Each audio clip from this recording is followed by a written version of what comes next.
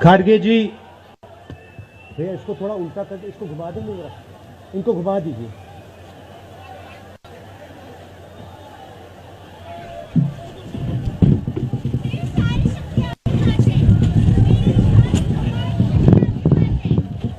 खारगे जी, कमल हसन जी, वेणुगोपाल जी, शक्ति सिंह गोहिल जी, Anil ji, stage पे Congress party के senior नेता, हमारे प्यारे कार्यकर्ता, भाइयों और बहनों, प्रेस के हमारे मित्रों, आप सबका यहां बहुत बहुत स्वागत, नमस्कार। आपने इतना समर्थन इस यात्रा को दिया, इतनी मदद की, इतनी शक्ति आपने हमें दी, इसके लिए मैं सबसे धन्यवाद करना चाहता हूं, दिल से धन्यवाद करना चाहता हूं।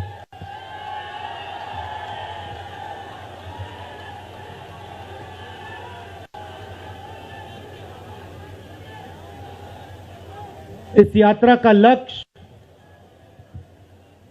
भारत को जोड़ने का है।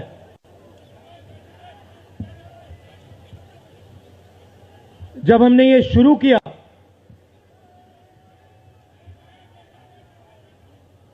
कन्याकुमारी में यात्रा शुरू की,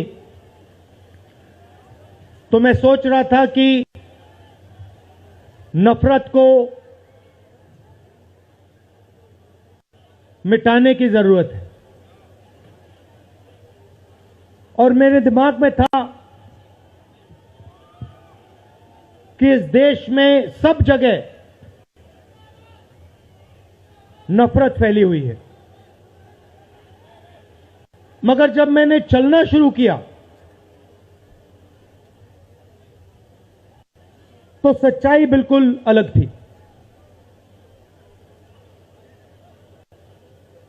मैंने मीडिया के बारे में कहा, शुरुआत में कहा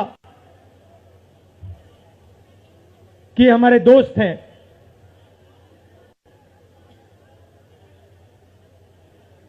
हैं, मगर हमारी बात टीवी पे कभी नहीं दिखाते हैं। और वो तो तब भी ठीक है, वो ठीक है, हमारी बात नहीं उठाएं तो ठीक है, कोई प्रॉब्लम नहीं है, मगर ये एक और काम करते हैं, इनकी गलती नहीं है। देखिए, ये जो यहां खड़े हैं, इनसे गुस्सा मत होइए, इनकी गलती नहीं है। देखिए, मुस्कुरा रहे हैं, ये जानते हैं लगाम लगी हुई है, पीछे से लगाम लगी हुई है, मगर इनके जो चैनल हैं ये भी नफरत फैलाने का काम करते हैं। 24 घंटा हिंदू मुस्लिम, हिंदू मुस्लिम, हिंदू मुस्लिम, हिंदू मुस्लिम, हिंदू मुस्लिम। ये सच्चाई नहीं है भाइयों और बहनों। मैं चला हूं कन्याकुमारी से यहां तक, ये सच्चाई नहीं है। ये मीडिया में चलाया जाता है, फैलाया जाता है। ये देश एक है। इन सड़कों पे लाखों लोगों से मिला हूं, सारे के सारे एक दूसरे से मोहब्बत करते हैं, प्यार करते हैं, गले लगते हैं। तो सवाल उठता है, क्योंकि ये नहीं कर रहे हैं, इनके पीछे जो शक्ति है, इनके पीछे जो शक्ति है वो कर रही है। तो सवाल उठता है, ये क्यों हो रहा है? जब सच्चाई ये है कि देश का आम नागरिक, चाहे हिंदू हो, मुस्लिम हो, सिख हो, ईसाई हो, किसी भी जात का हो, वो एक दूसरे से प्यार करता है, मोहब्बत करता है, एक दूसरे की इज्जत करता है। 90% लोग इस देश के एक दूसरे से प्यार करते हैं, मोहब्बत करते हैं, इज्जत करते हैं। देखिए मेरे सामने, ये देखिए, घूम के देखिए, ये जैन मंदिर है, गुरुद्वारा है, मंदिर है, मस्जिद है, ये है हिंदुस्तान। ये सच्चाई है हिंदुस्तान की, और ये नई बात नहीं, ये हजारों साल से इस देश की सच्चाई है। प्यार से ये देश मिलकर एक साथ रहा है। तो सवाल उठता है, ये जो मीडिया के लोग हैं, ये नहीं जो इनके पीछे हैं, ये नफरत क्यों फैलाना चाहते हैं? आपने कभी पूछा अपने आप से कि मीडिया 24 घंटा कभी मोहब्बत की बात नहीं करेंगे? कभी आपने देखी है? कभी टीवी पे देखा कि देखो एक हिंदुस्तानी दूसरे हिंदुस्तानी से गले लग गया? कभी देखा? नहीं, कभी नहीं दिखेगा। सही बात है ना? सही बात, कभी नहीं दिखेगा। इसका कारण है भाइयों और बहनों, मैं आपसे पूछना चाहता हूं, आप में से किसी का कभी जेब काटा गया है? आपका जेब काटा गया? आपका जेब काटा गया? तो जब जेब काटा जाता है, आपका काटा गया ना, तो जब कोई आपका जेब काटता है तो वो क्या करता है? सबसे पहले उसे क्या करना पड़ता है? नहीं, ब्लेड तो बाद में आता है, मगर पहले क्या करता है? पहले वो आपके ध्यान को इधर करता है, आपके ध्यान को लेकर उधर ले जाता है। भाइयों और बहनों, ये जो करा जा रहा है, आपके ध्यान को हटाने के लिए किया जा रहा है, और ये 24 घंटा करते हैं और फिर आपकी जेब काटी जाती है। बढ़िया, बढ़िया, क्योंकि सच्चाई है। 24 घंटा हिंदू मुस्लिम, हिंदू मुस्लिम, हिंदू मुस्लिम, और फिर जो भी आपका पैसा है, किसानों का, मजदूरों का, आपके एयरपोर्ट, आपके पोर्ट, आपकी सड़कें,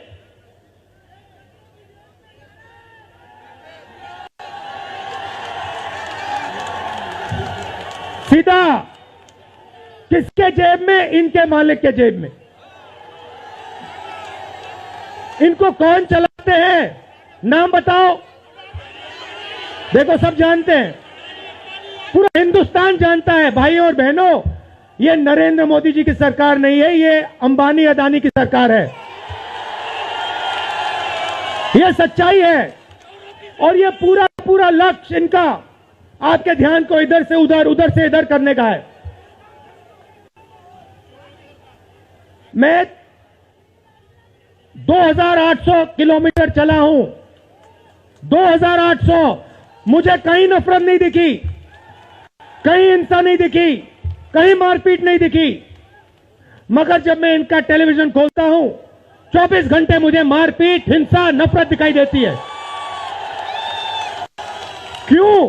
क्योंकि ये आपका ध्यान इधर से उधर ले जाना चाहते हैं। जो सच्चे मुद्दे हैं उस पे आपका ध्यान गलती से ना चला जाए। जैसे जब कोई आपकी जेब काटता है, वो चाहता है कि आपका ध्यान आपके जेब पे गलती से भी ना चला जाए। ये हो रहा है इस देश में। तो आपका ध्यान कहां जाना चाहिए? मैं आपको बताता हूं। सबसे पहले आपका ध्यान जो हिंदुस्तान के युवा हैं उनकी ओर जाना चाहिए। आप किसी भी युवा से पूछ लीजिए, वो आपको बताएगा, मैंने इंजीनियरिंग की, मैं डॉक्टर बनने के लिए पढ़ा, मैंने आईएएस के लिए तैयारी की, मैं जज बनने की कोशिश कर रहा था। पूछो क्या किया? पढ़ाई की, कितने साल की? स्कूल, कॉलेज, यूनिवर्सिटी सब पढ़ लिए, और फिर क्या हुआ? आज क्या करते हो? मजदूरी करता हूं, पकौड़े बनाता हूं।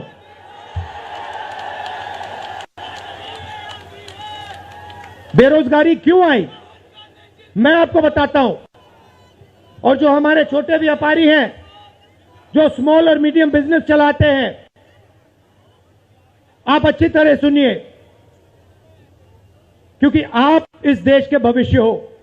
अगर इस देश को कोई रोजगार दे सकता है तो इस देश का किसान और ये जो छोटे व्यापारी हैं और स्मॉल और मीडियम बिजनेसेस चलाते हैं ये लोग हैं। क्यों? क्योंकि ये लाखों हैं, ये लाखों में हैं और कोई 100 लोगों को रोजगार देता है, कोई 500 को देता है, कोई 1000 को देता है, कोई 25 को देता है, कोई 35 को देता है और ये लोग देश को रोजगार देते हैं। अब इनकी बात करते हैं।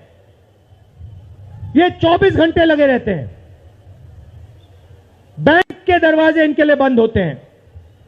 हिंदुस्तान के 2-3 अरबपतियों को 1 लाख करोड़, 2 लाख करोड़, 3 लाख करोड़ ऐसे दिया जाता है। ये बैंक के सामने जाते हैं, इनको धकेल के निकाल दिया जाता है। राइट? अब क्या? ठीक है, बैंक का पैसा नहीं दिया तभी मान ली बात, तब भी मान ली बात। मगर फिर क्या किया? फिर प्रधानमंत्री ने नोटबंदी की और प्रधानमंत्री ने गलत जीएसटी लागू की। भाइयों और बहनों, ये पॉलिसी नहीं है, ये हथियार है। छोटे व्यापारियों को, स्मॉल और मीडियम बिजनेस वालों को और किसानों को मारने के हथियार हैं ये। और जब इन्होंने ये काम किया तो देश के जो युवा हैं उनको रोजगार नहीं मिल सकता, सवाल नहीं उठता, क्योंकि जो रोजगार देने वाले हैं उनकी रीढ़ की हड्डी आपने तोड़ दी। किसके लिए तोड़ी? किसके लिए तोड़ी? इनके जो मालिक हैं उनके लिए तोड़ी। गेम को समझो। अब देखिए, अब आगे चलते हैं। युवाओं की बात की, स्मॉल और मीडियम बिजनेस वालों की बात की, दुकानदारों की बात की। अब सड़कों पे मुझे हजारों किसान मिले हैं। 1 सेकंड में पहचान लेता हूं, जैसे ही हाथ मिलाता हूं समझ आ जाता है ये मजदूर है या ये किसान है। हाथ से पता लग जाता है, छिले हुए हाथ होते हैं। अच्छा, एक और सवाल है जो मैं सोच रहा हूं।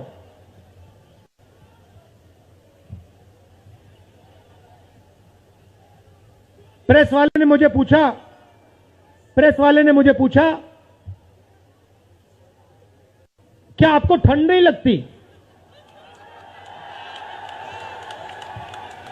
और मैंने सोचा ये मुझसे पूछ रहे हैं, ये हिंदुस्तान के किसान से क्यों नहीं पूछते? ये हिंदुस्तान के मजदूर से क्यों नहीं पूछते? ये हिंदुस्तान के गरीब बच्चों से क्यों नहीं पूछते? फिर कहते देखो 2800 किलोमीटर चल लिए, कोई बड़ी बात नहीं है। पूरा हिंदुस्तान चलता है, जिंदगी भर चलता है। किसान चलता है, मजदूर चलता है, फैक्ट्री में जो काम करते हैं वो चलते हैं। तो हमने ये कोई बड़ा काम नहीं किया भाई और बहनें, पूरा हिंदुस्तान करता है, रोज करता है। हम 2800 किलोमीटर चलते हैं, किसान शायद जिंदगी में 10,000, 15,000, 20,000 चल लेता है।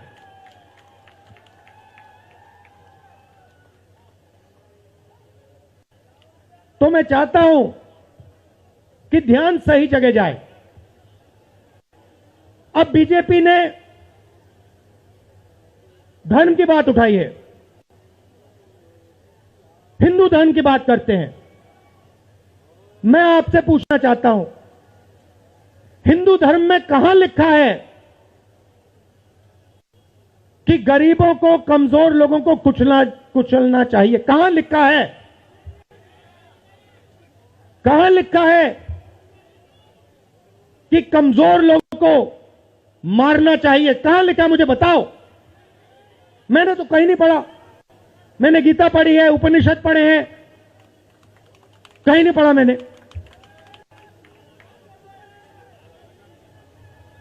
आपने पढ़ा कहीं? गले लगाने की बात होती है। अच्छा ठीक है, देखिए अब ये लोग देश में डर फैला रहे हैं। नफरत नहीं दिखी मगर डर दिखा। किसके दिल में डर? किसान के दिल में, युवाओं के दिल में, छोटे दुकानदारों के दिल में, स्मॉल और मीडियम बिजनेस जो चलाते हैं उनके दिल में, माताओं बहनों के दिल में। मुझसे कहती है, राहुल जी बीजेपी की सरकार में हम तो सड़क पर, शाम को सड़क पर नहीं निकल सकते। तो डर फैला दिया है। सही सही। अच्छा, आपने शिव जी की फोटो देखी है? उसमें उनका हाथ ऐसे देखा आपने? इसको क्या कहते हैं? इसको क्या कहते हैं? इसको अभय मुद्रा कहते हैं। इसका मतलब क्या होता है? इसका मतलब होता है डरो मत। तो शिव जी कहते हैं डरो मत, हिंदू धर्म कहता है डरो मत, और ये लोग 24 घंटा इस देश में डर फैलाने की कोशिश करते हैं। अच्छा, एक और मजे की बात बताता हूं आपको। मैं सोच रहा था, आपने ये यात्रा देखी होगी, इसमें आपको हिंसा दिखी? कहीं नहीं दिखी? किसी ने किसी को मारा? किसी ने गाली दी? नहीं। आपने इसमें नफरत देखी? बिल्कुल नहीं। इसमें किसी ने यह पूछा भैया तुम्हारा धर्म क्या है? किसी ने कहा भाई तुम हिंदू हो, मुसलमान हो, सिख हो, ईसाई हो, क्या हो? नहीं। किसी ने यह पूछा तुम स्त्री हो या पुरुष हो? किसी ने यह पूछा तुम्हारी क्या जात है? बिल्कुल नहीं। कपड़े भी नहीं पूछे, कपड़े भी नहीं पूछे। अच्छा, इसमें आपने देखा होगा, पता नहीं आपने देखा या नहीं, इसमें कुत्ते भी आए।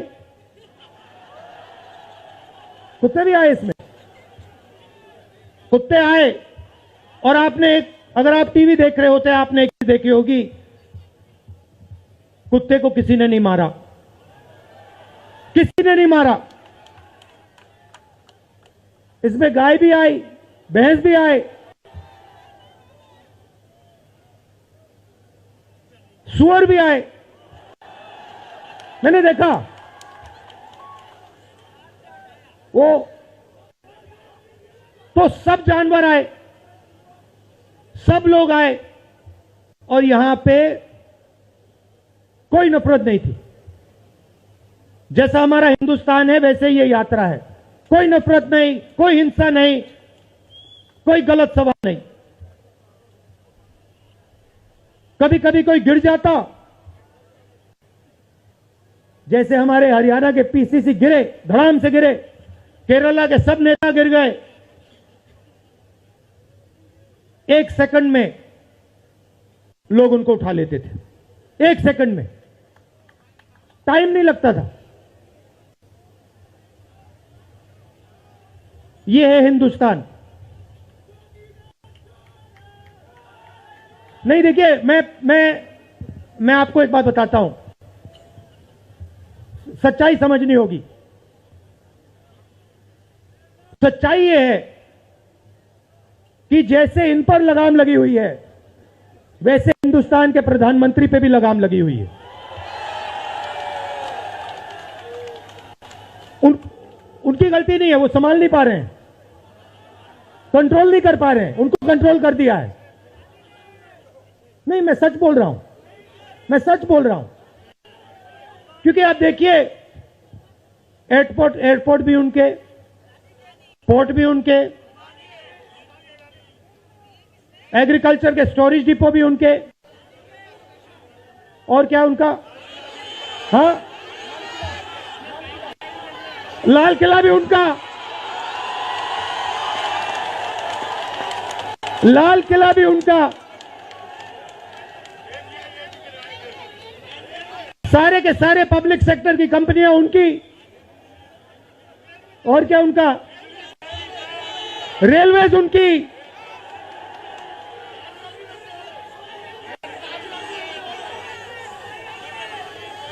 अभी भाई और बहनों ताजमहल भी चला जाएगा, तो सब कुछ उनका। तो ये देश की सच्चाई है।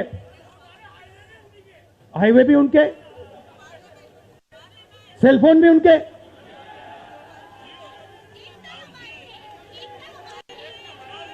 मगर सच्चाई हमारी।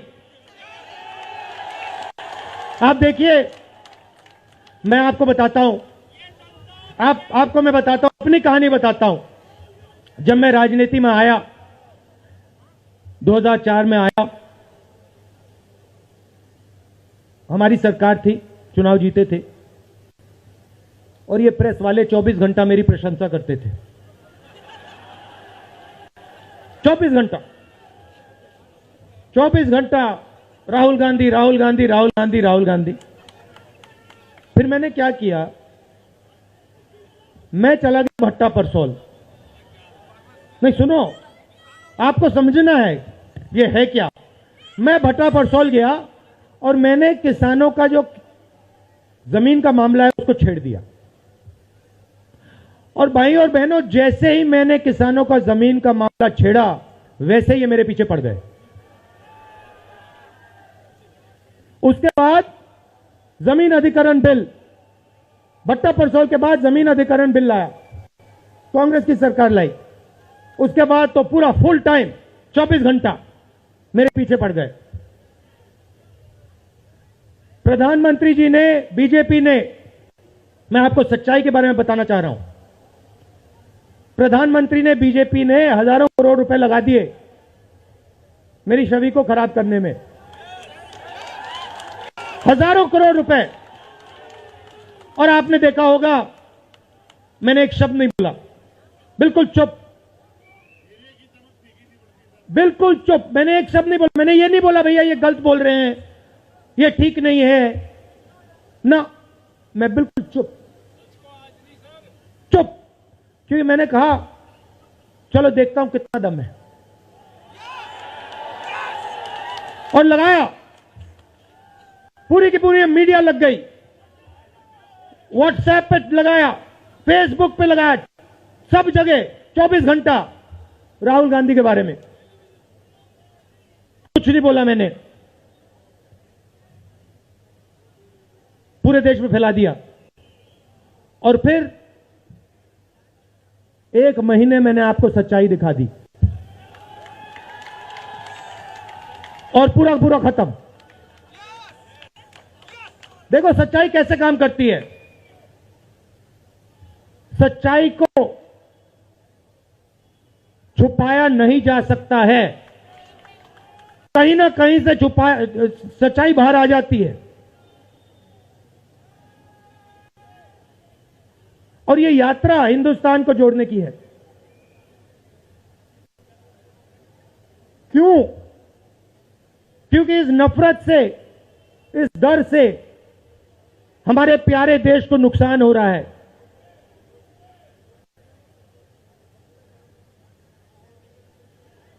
यह सच्चाई है, और इसीलिए हमने ये यात्रा कन्याकुमारी से लेकर कश्मीर तक शुरू की है। और ये जो हमारा तिरंगा है, इसको हम श्रीनगर में जाके वहां पे लहराएंगे। और आप में से हजारों लोग हमारे साथ चलोगे, हजारों लोग चलोगे।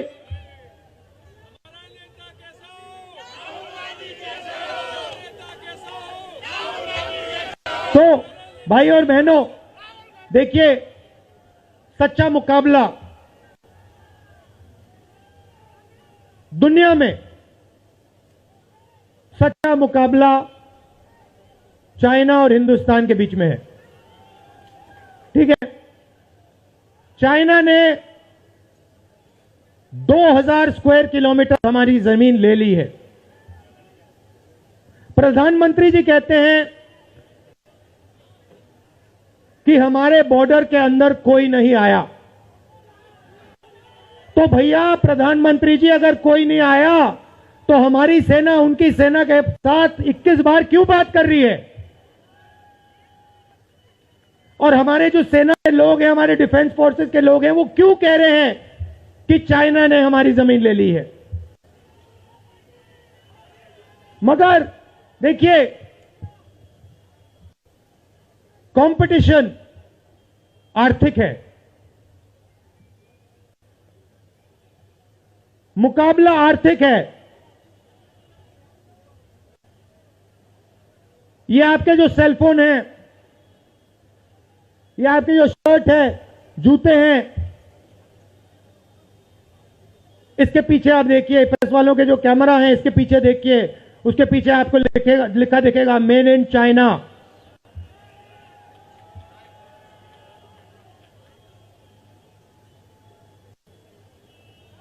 हमें शर्ट के पीछे, सेलफोन के पीछे, जूतों के नीचे मेड इन इंडिया लिखना है। और एक ऐसा दिन आना चाहिए जब शंघाई में कोई युवा नए जूते खरीदे, उसके नीचे देखे made in new Delhi India. ये हिंदुस्तान चाहिए, इसी से हमारे युवाओं को रोजगार मिलेगा। तो ये करना ही पड़ेगा, चॉइस नहीं है। और ये हम करके दिखा देंगे। ये देश कर सकता है, करके दिखा सकता है। आप सबने इतना प्यार दिया,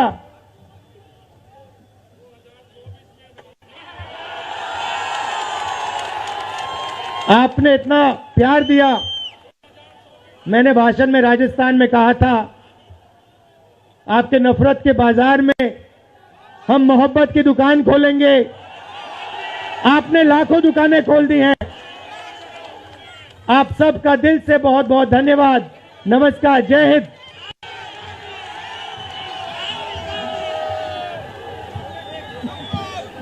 धन्यवाद।